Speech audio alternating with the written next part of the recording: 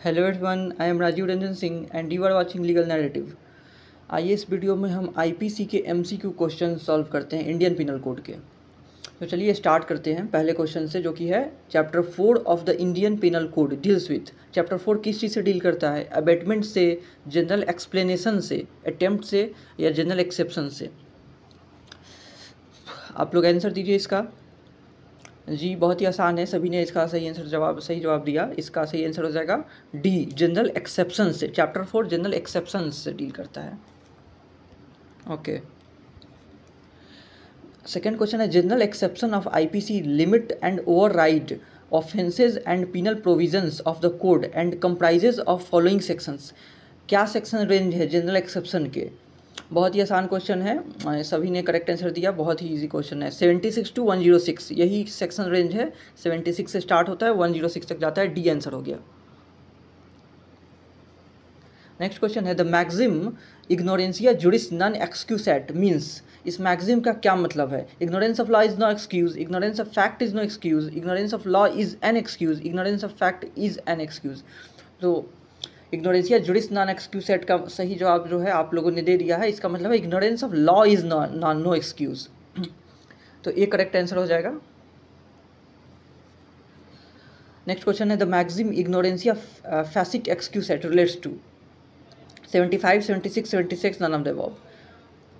तो ये भी बहुत ही आसान है। इसका जवाब भी आ चुका है 76। ये 76 से रिलेटेड है। Section 76 of IPC, ignorantia facit excusat, ignorance of fact is excusable.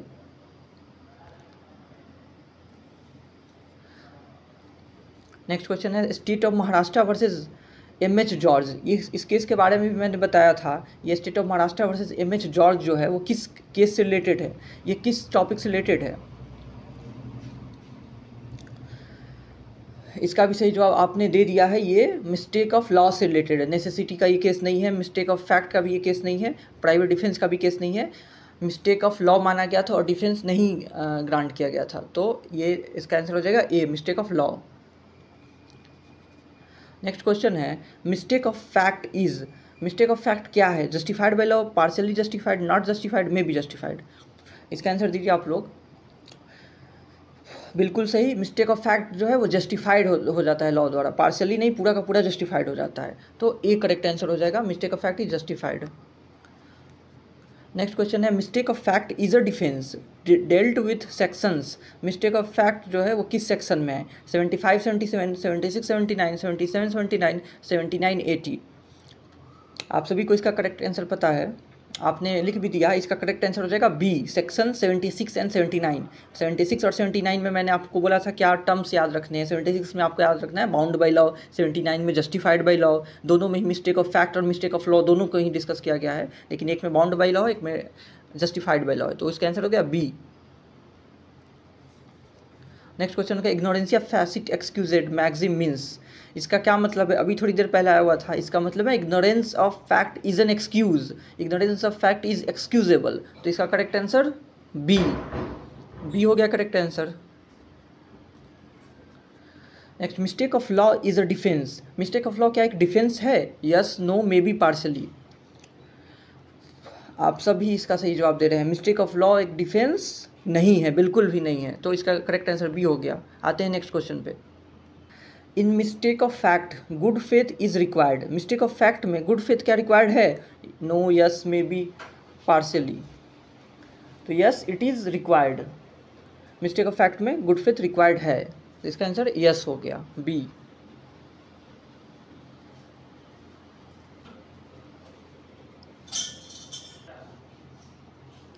Next question है Grant versus Borg was the case related to. ये केस किस टॉपिक से रिलेटेड है? Mistake of law, mistake of fact, act of God, none. तो ये case related है mistake of law से। Mistake of law का ये केस है ग्रांट वर्सेस बॉर्ग। इसको आप लिख सकते हैं, हालांकि कभी ये पूछा नहीं गया है इलाहाबाद एंट्रेंस में। क्वेश्चन है विच provision of the Indian penal code says nothing is an offence which is done by an accident. IPC का कौन सा सेक्शन एक्सीडेंट से डील करता है? 79, 78, 80। इसका आंसर सभी को पता है, section 80। Section 80 of IPC deals with accident. Okay, C हो गया इसका आंसर। नेक्स्ट क्वेश्चन है, which of the following is not an essential ingredient of the defence of accident under section 80 of IPC. Section 80 of IPC के अंदर जो defence है उसका एसेंशियल इंग्रेडिएंट इनमें से कौन सा नहीं है, ये बताना है। पहला ऑप्शन है, the act must be an accident और मिसफॉर्चून। एक्ट एक्सीडेंट या मिसफॉर्चून से होगा रहना चाहिए, ये सही है, ये होना चाहिए। The act must not be done with any criminal intention, ये भी इंग्रेडिएंट होना चाहिए। क्रिमिनल इंटेंशन का एब्सेंस होना चाहिए। The act need not be done with proper care and caution. देखिए ये उल्टा लिखा हुआ है, क्योंकि जो एक्सीडेंट हुआ रहना चाहिए वो प्रॉपर केयर एंड कॉशन लेने के बाद भी हुआ रहना चाहिए, तो ये गलत दिया हुआ है। जो डी दिया हुआ है, the accident must be the outcome of a lawful act done in lawful manner by lawful means. Accident का एसेंशियल इंग्रेडिएंट्स ये भी है कि लॉफुल मैनर में बाय लॉफुल मीन्स में से लॉफुल एक्ट हुआ रहना चाहिए, तो इसका करेक्ट आंसर सी हो गया।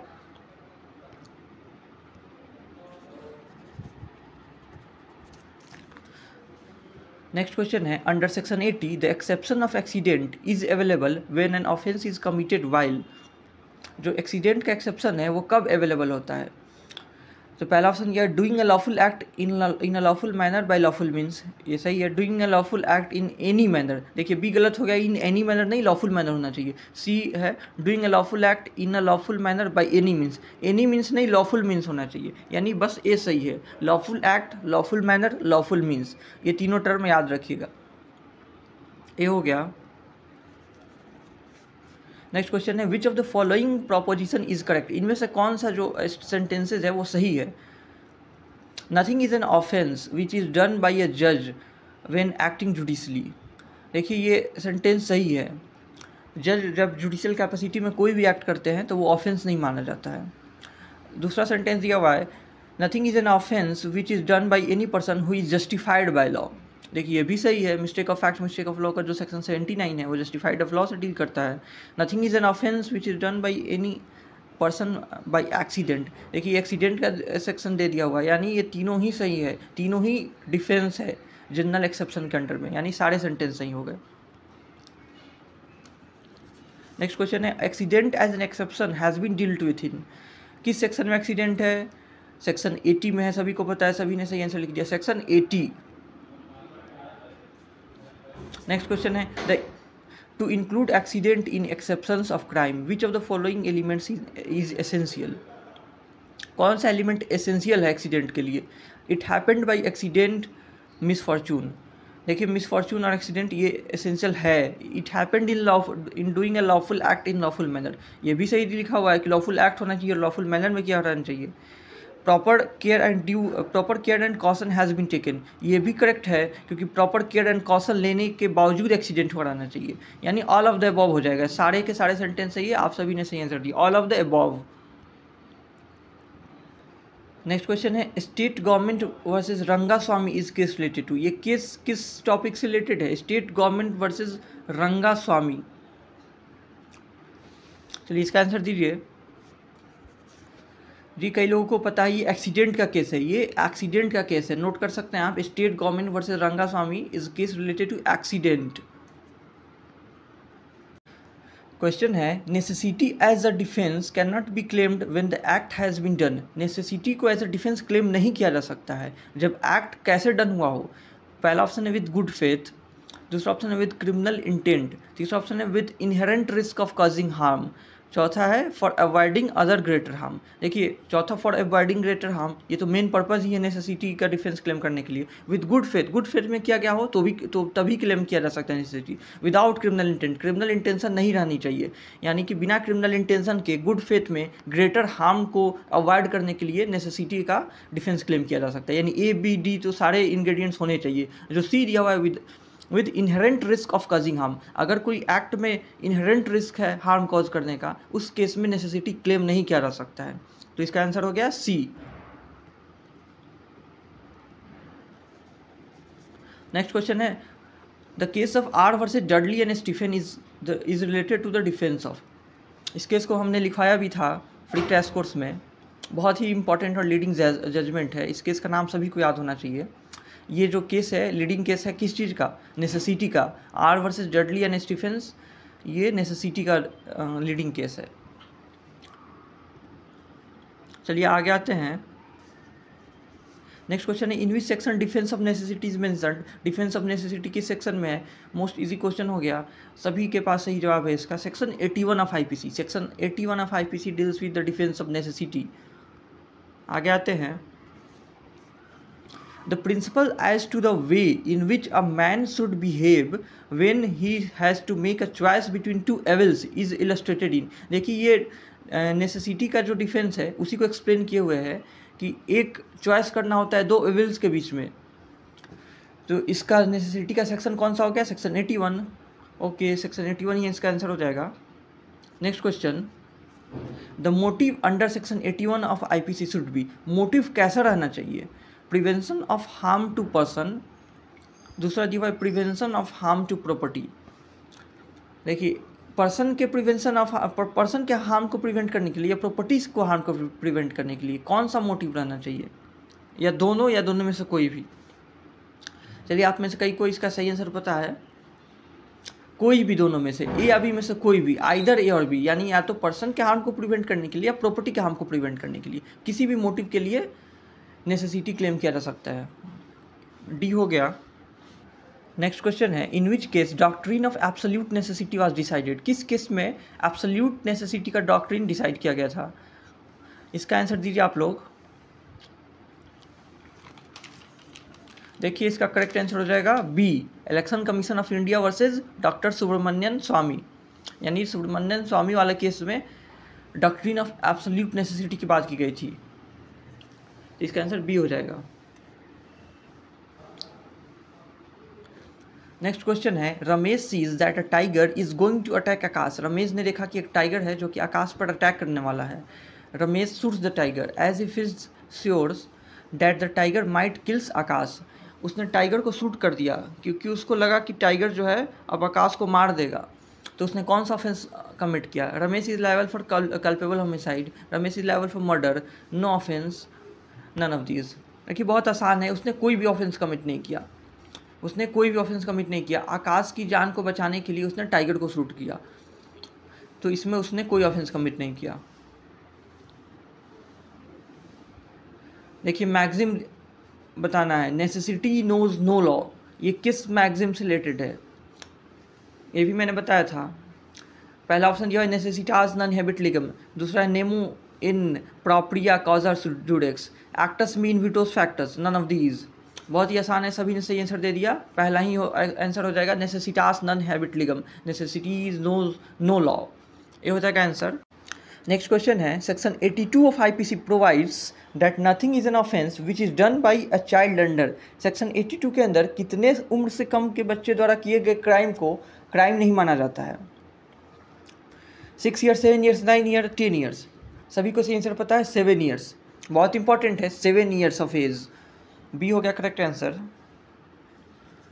नेक्स्ट क्वेश्चन है, section 82 of IPC enunciates a presumption of fact, a rebuttable presumption of law, a conclusive or irrebuttable presumption of law, none of the above। देखिए इसका सही आंसर, इसका क्या आंसर होगा आप लोग बताइए। कई लोगों ने सही जवाब दे दिया, ये कंक्लूसिव प्रिजम्पशन माना जाता है, इरिबटेबल, इसको रिबर्ट भी नहीं किया जा सकता है। अगर सेक्शन 82 में फॉल करता है पर्टिकुलर एक्ट है, पर्टिकुलर ऑफेंस, तो उस केस में जो भी प्रिजम्पशन ड्रॉन होता है वो कंक्लूसिव नेचर का होता है, उसके अगेंस्ट कोई भी एविडेंस एक्सेप्ट नहीं किया जा सकता है, उसको रिबर्ट नहीं किया जा सकता एविडेंस दे करके। तो सी हो गया इसका करेक्ट आंसर। नेक्स्ट क्वेश्चन है, a person is stated to be partially incapax under section 83 IPC if he is aged. 83 में जो एज का रेंज दिया हुआ है वो क्या है? ये भी आसान क्वेश्चन है, इसका भी आंसर सभी लोगों ने दे दिया, 7 ईयर्स टू 12 ईयर्स, यानी 7 साल से ऊपर और 12 साल के अंडर में अगर एज के किसी बच्चे द्वारा क्राइम किया जाता है तो सेक्शन 83 में फॉल करता है। ये हो गया करेक्ट आंसर। नेक्स्ट हो गया section 83 of IPC lays down. 83 क्या लेज डाउन करता है? Presumption of fact and inconclusive और रिबटेबल प्रिजम्पशन ऑफ लॉ। सी दिया हुआ है कंक्लूसिव और इरिबटेबल प्रिजम्पशन ऑफ लॉ, डी दिया हुआ है इरिबटेबल प्रिजम्पशन ऑफ लॉ। देखिए 82 में था कंक्लूसिव और इरिबटेबल, 83 में जो है वो इनकंक्लूसिव है, कंक्लूसिव नहीं है, इनकंक्लूसिव, और दूसरा रिबटेबल है, यानी उसको रिबर्ट भी किया जा सकता है। तो सेक्शन 83 में आंसर हो जाएगा बी, कंक्लूसिव भी नहीं है और रिबर्ट भी किया जा सकता है, एविडेंस दिया जा सकता है। नेक्स्ट क्वेश्चन है section 82 of IPC lays down the rule of. 82 कौन से रूल को लेज डाउन करता है? Wholly incapax, partially incapax, both can be either. देखिए सेक्शन 82 सभी को पता है होली इनकैपेक्स की बात करता है। 7 ईयर्स के अंडर का age, wholly incapax, totally incapable to commit any crime. तो ये हो जाएगा करेक्ट आंसर। नेक्स्ट क्वेश्चन हो गया द मैक्सिम एक्टस नन फेसिट्रिया निसी मेंसिट्रिया मीन्स। ये तो क्रिमिनल लॉ का बहुत ही बेसिक मैक्सिम दे दिया है, सभी को पता है। इसका पहला ऑप्शन जो है criminal has to be, crime has to be coupled with guilty mind. दूसरा जो है there can be no crime without a guilty mind. देखिए यही करेक्ट हो जाएगा, बिना गिल्टी माइंड के क्राइम नहीं हो सकता है, यानी मेंसिट्रिया के इंपॉर्टेंस की बात करता है ये मैक्सिम। नेक्स्ट क्वेश्चन है Nothing is an offence which is done by a child under 7 years of age is based on the legal maxim of 7 साल के नीचे के चाइल्ड द्वारा किया हुआ कोई एक्ट ऑफेंस नहीं होता। ये किस मैक्सिम पे है? डॉली कैपेक्स पे है, डॉली इनकैपेक्स पे है। जाहिर सी बात है डॉली इनकैपेक्स पे है, इनकैपेबिलिटी शो करता है क्राइम कमिट करने के लिए, तो बी हो गया डॉली इनकैपेक्स। सभी को सही जवाब पता है। नेक्स्ट क्वेश्चन है the acts of child constituting general exception under IPC are mentioned in. देखिए कौन सा सेक्शन का रेंज है जिसमें चाइल्ड के जनरल एक्सेप्शन की बात किया गया है? 81, 82, 82, 83। सभी को इसका सही आंसर पता है, 82 और 83 बात करता है। 82 और 83 बी हो गया करेक्ट आंसर। आते हैं नेक्स्ट क्वेश्चन पे। Infancy as an offence has been provided under. Infancy, देखिए उसी को सेंटेंस शब्द बदल के दूसरा क्वेश्चन बना दिया हुआ है। इन्फेंसी को एज एन एक्सेप्शन किस सेक्शन में प्रोवाइड किया गया है? वो भी सेक्शन 82 ही हो गया, ये भी चाइल्ड की बात करता है। नेक्स्ट क्वेश्चन पे आते हैं। The principle of doli incapax under Indian penal code 1860 is an exception to the criminal liability in which of the following section. देखिए ये भी बहुत ही आसान हो गया, सभी को पता है सेक्शन 82 का बात कर रहा है, सभी सही जवाब दे रहे हैं। एक सेक्शन 82 सेम ही तरह के क्वेश्चंस को अलग अलग ढंग से पूछे जा रहा है। नेक्स्ट क्वेश्चन है विच provision of the Indian penal code says nothing is an offence which is done by a child of under 7 years. 7 years की बात आई, 7 ईयर्स के अंडर की, तो फिर सेक्शन 82 हो गया। ओके सभी को सही जवाब पता है, सेक्शन 82। नेक्स्ट क्वेश्चन है nothing is an offence if it is done by a person who is. Offence नहीं होगा अगर किस पर्सन द्वारा किया जा रहा है। पहला ऑप्शन जो है boy of 6 years having sufficient maturity to understand the nature and consequence of his act. दूसरा जो है girls below 12 years having sufficient maturity to understand the nature. देखिए नथिंग इज एन ऑफेंस की बात कर रहा है, तो इसमें पहला ही ऑप्शन हो जाएगा। क्यों? क्योंकि 6 ईयर से कम का एक कोई लड़का है, और ऑप्शन दिया हुआ है having sufficient maturity to understand the nature and consequences of his act. तो ये लॉ प्रिज्यूम ही करता है डॉली इनकैपेक्स 7 ईयर्स के अंडर, यानी कि 7 साल के नीचे कोई है तो लॉ प्रिज्यूम कर रहा है कि वो डॉली इनकैपेक्स है। He has not sufficient maturity to understand the nature and consequences of his conduct. So ये लिख देना कि एक 6 साल के बच्चे के पास सफिशिएंट मैच्योरिटी है, ये नहीं इससे ये नहीं इन्फर किया जाएगा कि सच में उसके पास मैच्योरिटी है।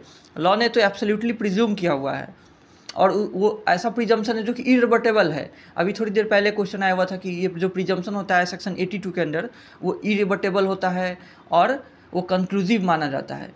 तो जाहिर सी बात है ए में जो लिखा हुआ है कि सफिशिएंट मैच्योरिटी और अंडरस्टैंडिंग के बाद वो बिल्कुल इरेलीवेंट है, और आंसर जो होगा ए ही होगा कि 6 ईयर से कम का कोई लड़का है तो उसके द्वारा किया हुआ एक्ट ऑफेंस नहीं होगा। आई होप आप सभी को समझ में आ गया होगा। ये बस ये क्वेश्चन पूछने का एक तरीका है ताकि आप गलत अटेम्प्ट कर दें। नेक्स्ट क्वेश्चन पे आते हैं। Section 82 of the Indian penal code deals with the following. Section 82 किस तरह की इम्यूनिटी से डील करता है? Absolute immunity, qualified immunity, conditional immunity, contingent immunity. इसका भी आंसर आप सभी को पता है, बहुत ही आसान है। ये एब्सोल्यूट इम्यूनिटी की बात करता है जब वो इरिवर्टेबल है, जब वो कंक्लूसिव प्रूफ है, तो कंक्लूसिव प्रिजम्पशन है। जाहिर सी बात है वो एब्सोल्यूट इम्यूनिटी की बात करता है। जो भी इम्यूनिटी मिलेगी जिसको, वो एब्सोल्यूट नेचर का होगा। नेक्स्ट क्वेश्चन पे आते हैं। The leading case of section 83 of IPC. Section 83 का लीडिंग केस कौन है? इसका आंसर आप लोग दीजिए। देखिए ये जिसको नहीं पता आप लोग नोट कर सकते हैं। इसका लीडिंग केस है Ulla versus King. Section option C जो है उल्ला वर्सेस किंग, ये लीडिंग केस है सेक्शन 83 का, तो सी आंसर हो जाएगा इसका। नेक्स्ट क्वेश्चन पे आते हैं। Under section 83 of IPC a child is considered to be doli capax when he is. Doli capax कब प्रिज्यूम किया जाएगा? तो पहला ऑप्शन दिया हुआ है अबव 7 ईयर्स बट बिलो 14, नहीं 7-14 का रेंज नहीं है, अबव 7 ईयर बट बिलो 12 से, ये सही है क्योंकि 7 और 12 का रेंज है। ऑफ 7 ईयर्स नहीं, ऑफ अबव 8 ईयर्स बिल्कुल भी नहीं, यानी 7 और 12 वाला ऑप्शन बस बी दिया हुआ है, 7 साल से ऊपर होना चाहिए और 12 साल से नीचे होना चाहिए, बी आंसर हो गया। नेक्स्ट क्वेश्चन है which of the following is presumed under law to be doli incapax to commit a crime. Doli incapax के लिए एज क्या होना चाहिए, 7 साल के नीचे, एब्सोल्यूट इम्यूनिटी के लिए 7 साल से नीचे।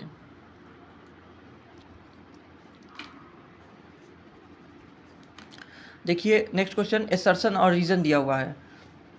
एसर्शन ए दिया हुआ है a boy is 9 years intentionally kills b, a is liable to be convicted। देखिए सेंटेंस सही है, क्यों, क्योंकि 9 ईयर्स एज है, 7 ईयर्स के ऊपर है, भले ही वो 12 ईयर्स के नीचे है, लेकिन लिखा हुआ है इंटेंशनली किल्स बी, इंटेंशनली वो बी को किल कर देता है तो उसकी लायबिलिटी अराइज होगी। रीज़न आर है a child up to the age of 12 years is immune from criminal liability. देखिए 12 ईयर की एज तक कंप्लीट इम्यूनिटी नहीं मिलती है, 7 ईयर्स तक कंप्लीट इम्यूनिटी है, और 7 से 12 ईयर्स के बीच में देखा जाएगा कि वो उसकी मेंटल कैपेसिटी क्या थी, क्या वो अपने एक्ट के कॉन्सिक्वेंसेज को और नेचर को समझ सकता था।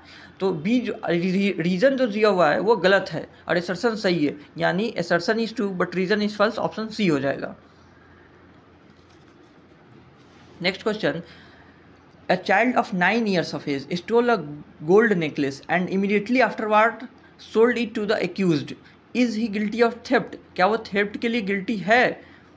ऑप्शन ए दिया हुआ है the child is not guilty as he lacked a sufficient maturity of understanding। दूसरा दिया हुआ है the child is guilty as he has attained as a sufficient maturity of understanding to judge the nature and consequences of his conduct on that occasion। देखिए आप सबसे इन्हें सही answer देने भी लगे हैं, इसका आंसर बी ही हो जाएगा। क्यों, क्योंकि वो पहले तो चोरी करता है, फिर उसके बाद इमीडिएटली वो उसको सेल भी कर देता है, यानी वो समझ सकता था कि वो क्या एक्ट कर रहा है, उसके क्या नेचर है एंड कॉन्सिक्वेंसेज है, तो सफिशिएंट मैच्योरिटी वो डेवलप कर चुका था, तो आप आंसर हो जाएगा बी। देखिए आगे का क्वेश्चन है the expression unsoundness of mind. जो एक्सप्रेशन अनसाउंडनेस ऑफ माइंड है वो क्या है, is not defined in IPC, is defined in IPC, is not treated as equivalent to insanity, is not general exception in IPC. देखिए general exception भी है और equivalent to insanity भी है, लेकिन ये आईपीसी में डिफाइंड नहीं है। अनसाउंडनेस ऑफ माइंड जो टर्म है, एक्सप्रेशन है, वो आईपीसी में डिफाइंड नहीं है, तो इसका आंसर हो गया ए। सेकेंड हो गया under which of the IPC, under which section of the IPC होना चाहिए the act of person of unsound mind is not an offence. किस सेक्शन में अनसाउंडनेस को एज ए डिफेंस माना गया है, तो सेक्शन 84। आप सबको इसका सही आंसर पता है, सेक्शन 84 हो गया अनसाउंडनेस ऑफ माइंड से रिलेटेड। नेक्स्ट क्वेश्चन है which expression has been used under section 84 of IPC. Section 84 में कौन सा एक्सप्रेशन यूज हुआ है, madness, mental element, unsoundness of mind, insanity. आप सबको पता है इंडियन पिनल कोड में अनसाउंडनेस ऑफ माइंड यूज हुआ है, ना कि इंसैनिटी। ये इंसैनिटी से रिजेंबल करता है, लेकिन वो जो इंडियन पिनल कोड में जो यूज हुआ है एक्सप्रेशन वो है अनसाउंडनेस ऑफ माइंड, सी हो जाएगा।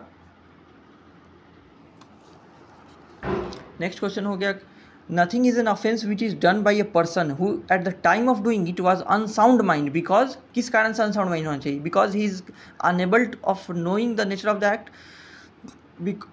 Because committed offence impulsively, both and B. इसका आंसर दीजिए आप लोग। जी सही है, ए हो जाएगा। क्यों, क्योंकि वो अनेबल है knowing the nature of the act, अपने एक्ट के नेचर को जानने के लिए वो अनेबल है अनसाउंडनेस के कारण से, तो इसका आंसर ए हो जाएगा। नेक्स्ट क्वेश्चन है for unsoundness of mind the impairment of the cognitive faculty of mind to escape criminal liability. देखिए किस लेवल ऑफ क्या लेवल होना चाहिए इम्पेयरमेंट का, टोटल होना चाहिए, पार्शियल होना चाहिए, या बोथ हैंड भी। हाँ बिल्कुल टोटल होना चाहिए, इम्पेयरमेंट जो होना चाहिए वो टोटल होना चाहिए। पार्शियल होगा तो अनसाउंडनेस का डिफेंस नहीं लिया जा सकता है, बिल्कुल भी उस स्टेट में नहीं होना चाहिए कि अपने एक्ट के नेचर एंड कॉन्सिक्वेंस को समझ पाएँ, तो must be total. Next question है इंसैनिटी क्या है, लैक ऑफ फ्री विल है, incapacity produced due to drunkenness है, बिल्कुल नहीं, incapable of knowing the nature of the act committed, सही है ये। डी में डिसीज्ड माइंड। देखिए इसका करेक्ट आंसर जो है मोस्ट अप्रोप्रिएट उसी हो जाएगा कि incapable of knowing the nature of the act committed.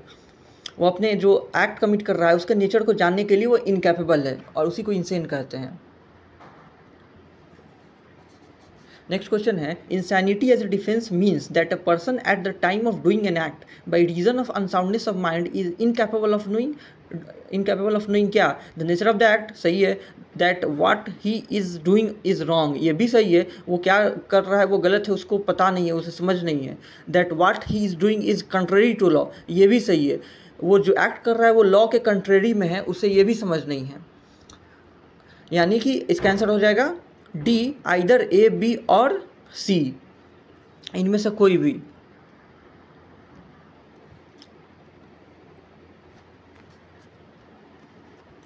Next question है which type of insanity of the following is a ground for exemption from criminal responsibility. मतलब आईपीसी में जो डिफेंस दिया हुआ है इंसैनिटी का, वो क्लेम किया जा सकता है किस ग्राउंड पे, किस तरह के इंसैनिटी के लिए।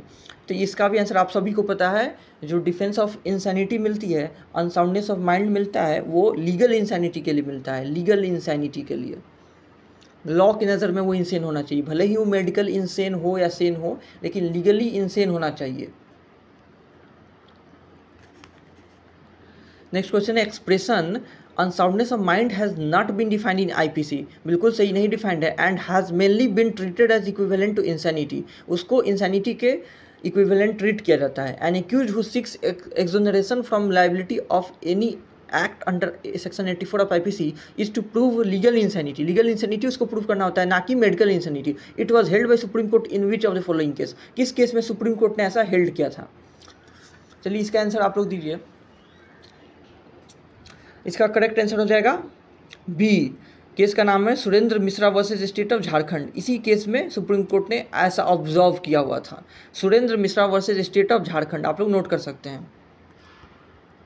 Next question, Z under the influence of madness attempts to kill A, in this case which of the following is correct। वो madness के इन्फ्लुएंस में वो A को किल करने के लिए अटैम्प्ट करता है, तो वो क्या के लिए लायबल होगा? पहला दिया हुआ है Z is guilty of attempt to murder, उसको अटेम्प्ट टू मर्डर के लिए गिल्टी किया जाएगा? नहीं किया जाएगा, क्योंकि उसने अनसाउंडनेस में वो एक्ट कमिट किया है। दूसरा है Z is guilty of no offence but A has the right of private defence. देखिए ये सही दिया हुआ है सेंटेंस। आप अभी हम लोग आगे के ऑप्शंस भी देख लेते हैं। सी दिया हुआ है Z is guilty of no offence but A has no right of private defence. देखिए यहाँ पे Z को तो नो ऑफेंस के लिए लायबल होगा क्योंकि उसने अनसाउंडनेस में किया है, लेकिन A जो है वो अपना सेल्फ डिफेंस कर सकता है, वो प्राइवेट डिफेंस एक्सरसाइज कर सकता है अपना। तो आप लोग ये लिखिए कमेंट में कि किस सेक्शन के अंडर, आईपीसी के किस सेक्शन के अंडर एक मैड मैन के अगेंस्ट भी, यानी एक अनसाउंड माइंड के अगेंस्ट भी right of private defence exercise किया जा सकता है। आप लोग कमेंट में आंसर लिखिए, किस सेक्शन के अंडर एक अनसाउंड माइंड के अगेंस्ट भी right of private defence exercise किया जा सकता है, यही सवाल है। चलिए इसका आंसर बी हो जाएगा। नेक्स्ट क्वेश्चन आप लोग लिख लिए, तो मैं नेक्स्ट क्वेश्चन पे आता हूँ। चलिए अगर किसी को भी नहीं आता है तो आप लोग आके व्हाट्सएप ग्रुप में पूछेंगे, मैं जवाब दूंगा। A under the influence of unsoundness attempt to kill B. A unsoundness के इन्फ्लुएंस में बी को मारने के लिए अटेम्प्ट करता है। B in attempting to defend himself cause grievous hurt to A, वो खुद को डिफेंस करने में एक को ग्रीवियस हर्ट कॉज कर देता है। अब बताइए, ये भी पिछली क्वेश्चन की तरह है। A is liable for attempt to murder B. देखिए ए तो नहीं लायबल होगा क्योंकि वो अनसाउंडनेस में एक्ट कर रहा है, और बी क्या होगा? बी भी नहीं लायबल होगा क्योंकि वो ROPD right of private defence exercise करने में एक्ट कर रहा है। तो इसका सही आंसर हम ढूंढते हैं जहाँ दोनों की लायबिलिटी नहीं होगी। देखिए बी भी नहीं होगा, सी भी नहीं होगा, D both A and B are excuse from liability. दोनों को ही एक्सक्यूज कर दिया जाएगा, दोनों को ही एग्जेम्प्ट कर दिया जाएगा क्रिमिनल लायबिलिटी से, क्योंकि दोनों ही एक अलग अलग डिफेंस एक्सरसाइज कर रहे हैं, एक अनसाउंडनेस ऑफ माइंड और दूसरा राइट ऑफ प्राइवेट डिफेंस। तो डी हो जाएगा इसका करेक्ट आंसर। नेक्स्ट क्वेश्चन है McNaughton case related to which of the following section. देखिए मैकनॉटन केस के बारे में मैंने बताया था, बहुत ही लैंडमार्क जजमेंट है। अनसाउंडनेस ऑफ माइंड से रिलेटेड, इंसैनिटी से रिलेटेड, यानी किस सेक्शन से रिलेट कर गया? ये सभी का सही जवाब है सेक्शन 84 से रिलेट कर गया मैकनॉटन केस। देखिए नेक्स्ट क्वेश्चन पे आते हैं। Which of the following case lays down the principle relating to the defence of unsoundness of mind. देखिए उसी को दूसरे ढंग से पूछ दिया किस केस में डिफेंस ऑफ अनसाउंडनेस माइंड से रिलेटेड प्रिंसिपल्स लेट डाउन किए गए थे? जाहिर सी बात, आर वर्सेस प्रिंस किस चीज़ का केस है? मेंस-रिया का केस हो गया। R versus Dudley and Stephens बताइए किस चीज़ का केस है? आपको हमने लिखवाया हुआ है। महबूब साहब वर्सेस इम्परेटर भी किस टॉपिक का केस है? ये भी मैंने लिखवाया हुआ है। तो इसमें अनसाउंडनेस का केस कौन सा बचा? मैकनॉटन केस बचा। मैकनॉटन केस जो कि बहुत ही लैंडमार्क जजमेंट है। आगे हम लोग बढ़ते हैं। नेक्स्ट क्वेश्चन हो गया, देखिए वाइल्ड बीस्ट टेस्ट किस केस में प्रोपाउंड किया गया था? ये भी मैंने बताया था। वाइल्ड बीस्ट टेस्ट किस केस में प्रोपाउंड किया गया था? मैंने बताया था। इसका सही जवाब दे दीजिए। देखिए हैडफील्ड जो है वो उससे दूसरा टेस्ट प्रोपाउंड हुआ था, वही मैंने बताया था। इसका सही आंसर हो जाएगा D, R versus Arnold. R versus Arnold. Next question हो गया, the maxim non compos mentis means. Non compos mentis का मतलब क्या होता है? इसका मतलब होता है, जवाब दीजिए, आप सबको सही पता है, आपने आंसर भी देने लगे। नॉन कॉम्पोस्ट मेंटिस का मतलब होता है नॉट ऑफ साउंड माइंड, मतलब कोई साउंड माइंड का नहीं हो तो उसे कहेंगे नॉन कॉम्पोस्ट मेंटिस। सी हो गया। नेक्स्ट क्वेश्चन है, which of the following which section of the IPC deals with the defence of involuntary intoxication? देखिए वॉलंटरी नहीं, इनवॉलंटरी इंटॉक्सिकेशन, वो सेक्शन देखिए आप लोग आंसर देने लगे हैं। वो सेक्शन 84, 85 या 86, 85 या 86, 85 हो जाएगा। Involuntary intoxication section 85, B answer हो गया। Intoxication as a defence is content in, intoxication किस सेक्शन में है? सेक्शन 85, 86, 87। देखिए 85 और 86 में दोनों है, इनवॉलंटरी और वॉलंटरीली। तो ए और बी दोनों हो जाएगा, यानी डी हो जाएगा, A and B, both A and B. Next question होगा, for the defence of intoxication to escape criminal liability the degeneration of mental faculties must be total partial. देखिए इंटॉक्सिकेशन के लिए भी क्या होना चाहिए? टोटल होना चाहिए। अगर पार्शियल हो, अगर पार्शियली वो समझने के लिए कैपेबल हो कि उसने जो एक्ट कर रहा है उसका नेचर कॉन्सिक्वेंस क्या है, तो लायबिलिटी एराइज हो जाएगी, यानी कि कंप्लीटली वो इनकैपेबल होना चाहिए। जो पर्सन क्लेम कर रहा है एग्जाम्पशन को, अंडर इंटॉक्सिकेशन हो चाहे अंडर अनसाउंडनेस हो, उसकी डिसेबिलिटी जो होनी चाहिए वो कंप्लीट होनी चाहिए at the time of commission of the crime. तो must be total. Next question है, for defence of intoxication to escape criminal liability the intoxication. देखिए इंटॉक्सिकेशन के डिफेंस के लिए इंटॉक्सिकेशन जो होना चाहिए कैसे एडमिनिस्टर किया रहना चाहिए? पहला ऑप्शन दिया कैन बी सेल्फ एडमिनिस्ट्रेशन। नहीं, अगर कोई सेल्फ एडमिनिस्टर्ड इंटॉक्सिकेटेड है तो वो इंटॉक्सिकेशन का डिफेंस क्लेम नहीं कर सकता है। दूसरा है एडमिनिस्टर्ड अगेंस्ट हिज विल और नॉलेज, यही इनवॉलंटरी इंटॉक्सिकेशन का बात किया जा रहा है। अगर उसके मर्जी के खिलाफ, विल के अगेंस्ट में और नॉलेज के अगेंस्ट में एडमिनिस्टर्ड किया गया है, तब वो डिफेंस क्लेम कर सकता है। तो इसका करेक्ट आंसर बी ही हो जाएगा, वो इनवॉलंटरी नेचर का होना चाहिए। अब नेक्स्ट क्वेश्चन है, right to private defence is contained in, ROPD जो है वो किस सेक्शन में दिया हुआ है? 94, 93, 98, 96। बहुत ही आसान है, सेक्शन 96 में दिया हुआ है। ऑप्शन डी करेक्ट आंसर हो जाएगा, section 96 of IPC. Next question हो गया, nothing is an offence which is done in the exercise of ROPD यानी right of private defence has been provided under, किस सेक्शन में दिया हुआ है? फिर सेम क्वेश्चन हो गया, 96 में दिया हुआ है, सेक्शन 96 ऑफ आईपीसी, बी हो जाएगा।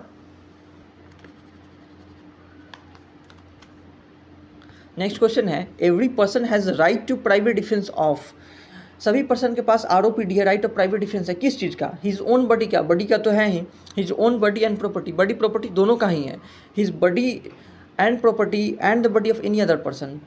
और लास्ट दिया हुआ है his own body and property and body and property of any other person.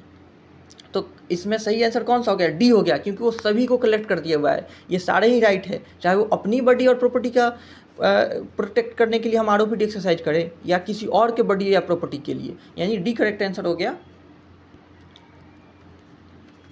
Next question हो गया, the right of private defence based on the natural instinct of, किस चीज़ के लिए ये जो राइट आरओपीडी का प्रिंसिपल है वो किस चीज़ पे बेस्ड है? सेल्फ रिस्पेक्ट पे है क्या? नहीं। सेल्फ प्रोटेक्शन पे बिल्कुल। सेल्फ रिलायंस पे ये भी नहीं। सेल्फ सफिशिएंसी पे नहीं। सेल्फ प्रोटेक्शन पे बहुत ही आसान है, सभी का आंसर सही है, सेल्फ प्रोटेक्शन के प्रिंसिपल पे बेस्ड है। नेक्स्ट क्वेश्चन हो गया, as per section 96 of IPC nothing is an offence which is done in the exercise of the, ये बहुत ही आसानी हो गया, right of private defence. Definitely ROPD का बात किया जा रहा है कि right of private defence exercise करने में कोई एक्ट किया जा रहा है तो ऑफेंस नहीं माना जाएगा, यही तो सेक्शन 96 बोलता है, बी हो जाएगा। नेक्स्ट क्वेश्चन है the right of private defence. Right of private defence क्या है? Is not a right of defence but of retribution. देखिए ये गलत हो गया, क्योंकि राइट ऑफ प्राइवेट डिफेंस एक प्राइवेट डिफेंस का राइट है, ना कि रेट्रीब्यूशन का। दूसरा कह रहा है right of defence but not a right of retribution. देखिए आपको सब पता होगा कि यही सही हो जाएगा। जो आरओपीडी होता है वो एक्सरसाइज किया जाता है सेल्फ डिफेंस के लिए, उसको एज ए रेट्रीब्यूशन नहीं यूज किया जाता है, यानी कि एज ए रिवेंज, किसी से रिवेंज लेने के लिए आपको वो नहीं यूज़ करना है। आपको उतना ही रिजनेबल फोर्स यूज़ करना है जो कि सफिशिएंट हो खुद को प्रोटेक्ट करने के लिए। इसीलिए इसको रेट्रीब्यूशन का राइट नहीं कहा जाता है, बस डिफेंस का राइट कहा जाता है। तो इसका आंसर बी सही हो गया। नेक्स्ट क्वेश्चन हो गया right to private defence is available to all irrespective of gender and age of person except. कब नहीं अवेलेबल होता है आरओपीडी, कब नहीं अवेलेबल होता है, यही क्वेश्चन पूछ रहा है। एक्सेप्ट पुलिस ऑफिसर, जी नहीं। ऑफिसर्स ऑफ आर्म फोर्स, जी नहीं। एग्रेसर्स, देखिए एग्रेसर्स जो टर्म है आपने कई सारे जजमेंट्स भी पढ़े होंगे तो उसमें भी कोर्ट ने हेल्ड किया हुआ है कि एग्रेसर्स को नहीं अवेलेबल होता है राइट ऑफ प्राइवेट डिफेंस। आप खुद एग्रेसर हैं, आप खुद एक्सरसाइज कर रहे हैं, आप ही ने इनिशिएट किया और आप ही एक्सरसाइज कर रहे हैं राइट ऑफ प्राइवेट डिफेंस, ऐसा नहीं हो सकता है। तो aggressors do not have right of private defence, आप लोग नोट कर सकते हैं, एग्रेसर्स के पास नहीं होता है आरओपीडी।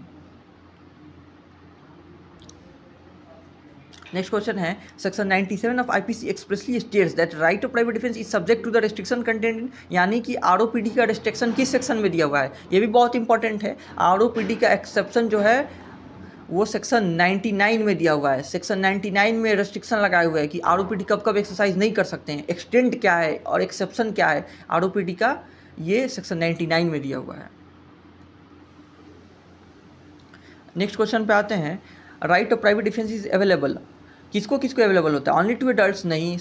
Only to those who are capable of lawfully commit crime, ये भी नहीं है। ओनली टू पब्लिक सर्वेंट, ये भी नहीं है। To all irrespective of age and capacity, देखिए यही सही है, आप सबका जवाब सही है कि सभी को अवेलेबल है। Right of private defence is available to all irrespective of age and capacity, सभी को अवेलेबल है। अभी हमने थोड़ी देर पहले देखा किसको नहीं अवेलेबल है, एग्रेसर्स को। नेक्स्ट क्वेश्चन है the which section of IPC contain the provision of causing death in private defence of body. देखिए बहुत इंपॉर्टेंट सेक्शन है, सेक्शन आपने जवाब भी दे दिया, कौन सा सेक्शन होगा, 100 दिया हुआ है, यानी सेक्शन 100 में दिया हुआ है कि right of private defence of body को एक्सरसाइज करते हुए हम कब कब डेथ कॉज कर सकते हैं। यानी सेक्शन 100 इतना इंपॉर्टेंट है कि इसके अंदर में जो भी ग्राउंड्स दिए हुए हैं, जो केसेस दिए हुए हैं कि कब आप डेथ कॉज कर सकते हैं अपना आरओपीडी और बॉडी एक्सरसाइज करते हैं, वो भी याद होना चाहिए। और सेक्शन 103 भी इंपॉर्टेंट होता है। ये दोनों ही सेक्शन मैंने आपको क्रैश कोर्स में बताया भी हुआ था कि ये दोनों का सेक्शन ही नहीं कंटेंट भी इंपॉर्टेंट है, 100 और 103 का। सेक्शन 100 हो गया इंपॉर्टेंट। नेक्स्ट क्वेश्चन है when the right of private defence of property extend to causing death. देखिए किस केस में ROPD of property extend to causing death, यानी कि 103 के ये कंटेंट से पूछा हुआ क्वेश्चन है। आप अपने प्रॉपर्टी को डिफेंस करते हुए कब डेथ कॉज कर सकते हैं? पहला रॉबरी, ये दिया हुआ है ये ground. House breaking by night, ये भी दिया हुआ है। Mischief by fire committed on any building use for human living, ये भी दिया हुआ है, यानी ऑल ऑफ द अबव हो जाएगा। ये सारे ही ऐसे ऑफेंसेस हैं जिसमें खुद को डिफेंस करते हुए आप सामने वाले की डेथ भी कॉज कर सकते हैं, तो ऑल ऑफ द अबव हो जाएगा। नेक्स्ट क्वेश्चन है in which of the following the right to private defence of body does not extend to causing of death. इनमें से किस सर्कमस्टांसेस में जो आरओपीडी ऑफ बॉडी होता है, यानी private defence of body exercise करते हुए डेथ कॉज नहीं किया जा सकता है, नहीं किया जा सकता है डेथ कॉज। तो पहला ऑप्शन दिया हुआ है रेप के केस में, देखिए रेप के केस में डेथ कॉज किया जा सकता है। दूसरा दिया किडनैपिंग के केस में, उसमें भी किया जा सकता है। तीसरा एब्डक्शन के केस में, एब्डक्शन के केस में भी डेथ कॉज किया जा सकता है।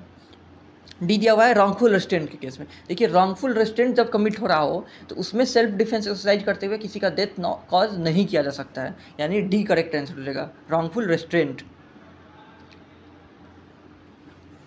नेक्स्ट क्वेश्चन है the right of private defence of body extends to causing of death if there is. Death cause किया जा सकता है किस किस सर्कमस्टांस में? जब एप्रीहेंशन ऑफ डेथ हो किया जा सकता है, सही है। एप्रीहेंशन ऑफ ग्रीवियस हो ये भी किया जा सकता है। इंटेंशन ऑफ कमिटिंग रेप वाले केस में भी किया जा सकता है, ऑल ऑफ द अबव। ये सारे लिस्ट आप लोग याद कर लीजिएगा किस किस केस में डेथ कॉज किया जा सकता है आरओपीडी ऑफ बॉडी एक्सरसाइज करते हुए, और किस किस सर्कमस्टांस में डेथ कॉज किया जा सकता है आरओपीडी ऑफ प्रॉपर्टी एक्सरसाइज करते हुए। एक सेक्शन 100 में दिया हुआ है बॉडी वाले और 103 में दिया हुआ है प्रॉपर्टी वाले। ऑल ऑफ द अबव हो गया। नेक्स्ट क्वेश्चन है under IPC when the right of private defence of body extend to causing death. फिर सेम क्वेश्चन हो गया, कॉजिंग डेथ के लिए कब कब एप्रीहेंशन ऑफ डेथ हो किया जा सकता है, किडनैपिंग के केस में भी किया जाता है, एबडक्शन के केस में भी किया जा सकता है। सी में दी हो एसिड अटैक, उस केस में भी किया जा सकता है, एसिड अटैक वाले केस में। डी ऑल ऑफ दोज है, ऑल ऑफ दोज आंसर हो गया इसका भी। नेक्स्ट क्वेश्चन है इन the exercise of right of private defence even death of the accused can be caused under. Death cause किया जा सकता है किस सेक्शन में दिया हुआ है, आरओपीडी का एक्सरसाइज करते हुए। देखिए क्वेश्चन में प्रॉपर्टी और बॉडी नहीं लिखा हुआ है, यानी 100 और 103 दोनों के लिए ओपन है ये सेक्शन, क्योंकि बॉडी और प्रॉपर्टी लिखकर डिफ्रेंशिएट नहीं किया हुआ है। तो ए में 100 दिया हुआ है और सी में 103 दिया हुआ है, यानी डी आंसर हो गया इसका, A and C both 100 and 103।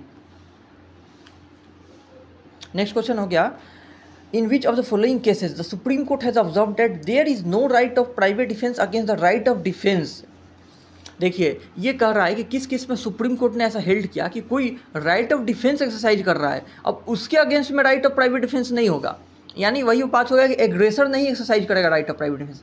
मैं किसी पे हार्म कर रहा हूँ और वो right of private defence exercise कर रहा है, अब मैं उसके फर्दरेंस में मैं खुद फिर आरओपीडी एक्सरसाइज करने लगूँ और मैं क्लेम करूँ कि मैंने तो खुद को सेव किया, तो मैं ही एग्रेसर हूँ और मैं ही आरओपीडी नहीं एक्सरसाइज कर सकता हूँ। आई होप आपको समझ में आया होगा ये बात कि एग्रेसर नहीं कर सकते हैं आरओपीडी एक्सरसाइज, जिस पे जो खुद इनिशिएट लिया वो नहीं कर सकता है। और ये किस केस में हेल्ड हुआ था, state of UP versus Ram स्वरूप वाले केस में हेल्ड हुआ था। ये भी केस मैंने शायद लिखाया हुआ था आपको, राम स्वरूप वाला केस, ये बहुत लैंडमार्क जजमेंट है। अगर नहीं लिखाया है तो आप लोग लिख लीजिए, मोस्ट प्रोबेबली मैं ये केस लिखाया हूँगा, state of UP versus Ram Swaroop. देखिए नेक्स्ट क्वेश्चन है right to private defence is not available against an insane. Against an insane available होता है, मैंने पहले भी पूछा था, बताइए किस सेक्शन में इंसेन के अगेंस्ट में आरओपीडी एक्सरसाइज किया जा सकता है। अभी भी मैं पूछ रहा हूँ, जिन्होंने आंसर नहीं दिया है आप लोग कमेंट में लिखिए। अगेंस्ट अ चाइल्ड के केस में किया जा सकता है कि नहीं, when there is time to record the public authority, all of the above. देखिए सी जो दिया हुआ है यही सही आंसर है, आप सबने सही जवाब दिया है। अगर टाइम है कि आप लोग पब्लिक अथॉरिटीज़ का सहारा ले सकते हैं, आप लोग एक्सेस कर सकते हैं पब्लिक अथॉरिटी का, उस केस में आरओपीडी एक्सरसाइज नहीं करना है, तो सी करेक्ट आंसर हो गया। नेक्स्ट क्वेश्चन है in which of the following cases the right of private defence of body does not extend to causing of death. ROPD of body exercise करते हुए आपको डेथ कॉज नहीं कर सकते हैं। इस तरह के क्वेश्चन्स पहले भी आए थे। पहला ऑप्शन है किडनैपिंग के केस में डेथ कॉज किया जा सकता है। दूसरा अननेचुरल लस्ट के केस में भी किया जा सकता है। रॉन्गफुल रेस्ट्रेंट नहीं, रॉन्गफुल रेस्ट्रेंट के केस में डेथ कॉज नहीं करना है। और चौथा है एबडक्शन में भी किया जाता है, यानी कि रॉन्गफुल रेस्ट्रेंट हो गया इसमें, जो सही आंसर होगा रॉन्गफुल रेस्ट्रेंट हो जाएगा। क्वेश्चन पे आते हैं according to criminal law amendment act 2013 the right of private defence of body extends to the voluntary causing of death और of any other harm to the assailant of if the offence which occasions the exercise of the right is the act of. देखिए 2013 amendment से क्या add हुआ था वो पूछ रहा है, जो कि डेथ कॉज किया जा सकता है, पर आरओपीडी एक्सरसाइज करते हुए डेथ कॉज किया जा सकता है जिस केस में, और 2013 अमेंडमेंट से ऐड हुआ था। स्टॉकिंग नहीं, वायरिज्म नहीं, एसी डेटा केसेस बिल्कुल हाँ, एसी डेटा के केसेस में भी आरओपीडी एक्सरसाइज करते हुए बॉडी का डेथ कॉज किया जा सकता है सामने वाले का, यानी एसी डेटा का आंसर हो जाएगा। नेक्स्ट क्वेश्चन है against which of the following offence right of private defence does not extend to causing of death. Rape के केस में एक्सटेंड होता है कॉजिंग डेथ, अननेचुरल लस्ट के केस में भी एक्सटेंड होता है, मिसकैरेज नो, किडनैपिंग केस में यस, यानी मिसकैरेज आंसर हो जाएगा। मिसकैरेज वाले केस में आप सामने वाले के डेथ कॉज नहीं कर सकते हैं। नेक्स्ट क्वेश्चन हो गया point out the correct answer. The right of private defence under IPC is subject to no restriction. क्या उस पर कोई रिस्ट्रिक्शन नहीं होता क्या? ये बिल्कुल सही नहीं है।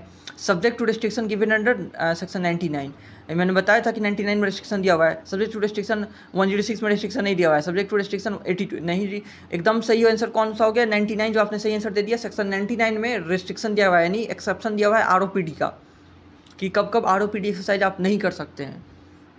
तो इसका करेक्ट आंसर हो जाएगा B, subject to restrictions given under section 99। Section 99 में रिस्ट्रिक्शन दिया हुआ है, एक्सेप्शन दिया हुआ है आरओपीडी का, राइट ऑफ प्राइवेट डिफेंस का। तो चलिए आज के लिए रहने देते हैं, आज के लिए इतना ही एमसीक्यूज़। आप लोग पुराने एमसीक्यूज़ को रिवाइज़ करते रहिए और जो क्लास में बताया गया उसको भी रिवाइज़ करते रहिए। और रात हो गई है, अब आप लोग सो जाइए, फिर मिलते हैं कल सुबह। ओके, गुड नाइट सभी को, गुड नाइट।